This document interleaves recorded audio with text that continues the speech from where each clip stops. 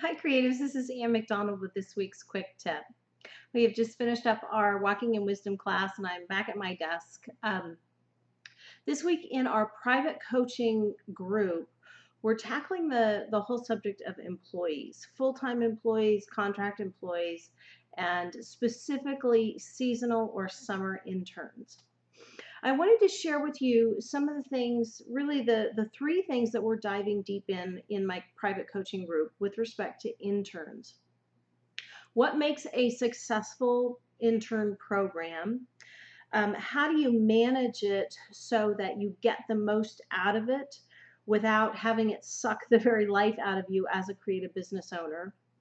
And then how do you identify and target tasks that are good, good things for you to hand off to an intern? I want to talk to you about a phrase that I use in my business called framed freedom. And it's the whole concept that if you frame a task, you've identified highly specific things that you need an employee to do, in this case, an intern, more specifically, a summer intern. You identify the desired outcome, and you are not so concerned about the process, though you can manage the process a little bit. But your biggest concern as an employer is making sure that the outcome is what you need and that you can clearly communicate that outcome to an intern. When we are putting together our hiring sheets for our summer interns, we are highly specific on task.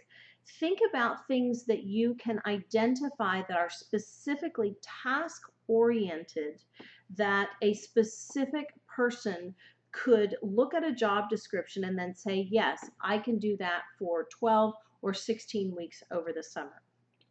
The second thing we do is we're very specific on follow-up or feedback. We have a highly organized feedback loop.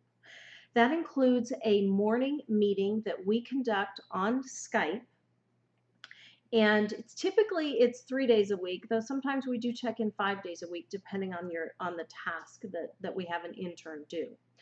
And then we have a sheet that lets me know, what has been completed, what needs to be completed, where the person might be struggling, where the person is really thriving.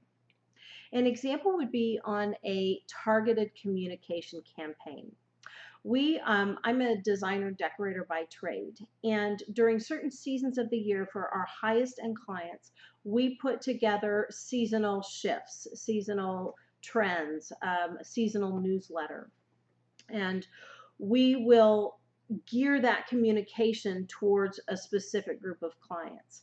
It's nice to be able to put an intern on that task where we can say, here's the season, here are the tips and the tricks that we're covering, here are the videos in our training block that we want you to pull from.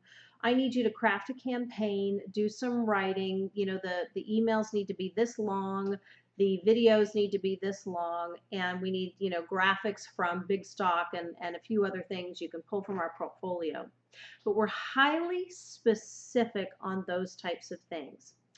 Then within that frame, I can give that intern some freedom so that by the end of their time working for us, whether it's 12 weeks or 16 weeks, we can go back, evaluate their job, and then give them a really nice specific letter of recommendation. If they're in high school, this is nice for colleges. And if they're in college, we also set it up so that they can get course credit. This is Ann McDonald. That's my talk today on summer interns. It could be something that it's actually a tool that I love because it helped me a great deal when I was coming up in the design world. And so I like to be able to give back to other designers and other people who are coming up in the industry. You want more information on this kind of stuff, go over to my coaching page, or you can visit couturechateau.com, which is my interior design business. We'll see you next week.